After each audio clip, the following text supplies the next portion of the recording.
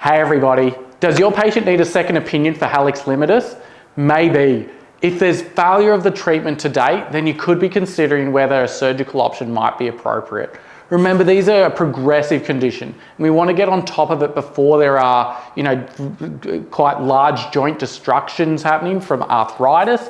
But also, if they've had no response from treatment after several visits, that could be another indication that surgery could be a good option, or at least that second opinion where we can put advanced conservative options into place, as well as a potential surgical plan, whether they're looking at that now or potentially when it gets progressive. At least the patient will have a good understanding of what's appropriate and when.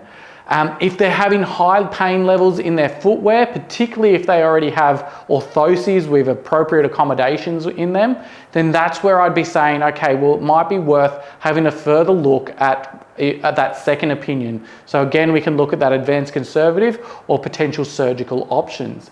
If that pain's impacting their activities of daily living, then I'd really start to think, okay, how much is this impacting? Is it stopping them from getting out of bed in the morning or from undertaking their social activities?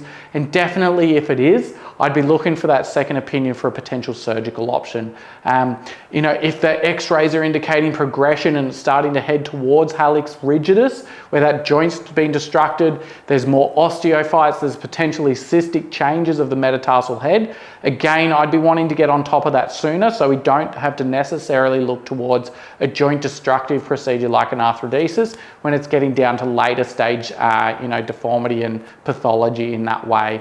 But if the patient's just wanting further information about advanced non-surgical or surgical options, then that's where we're here to have a bit of a further talk and make sure that the patient is in a really clear headspace about what's happening, why it's happening, and what we can potentially do longer term as well as in the short term to get them out of pain as quick as possible.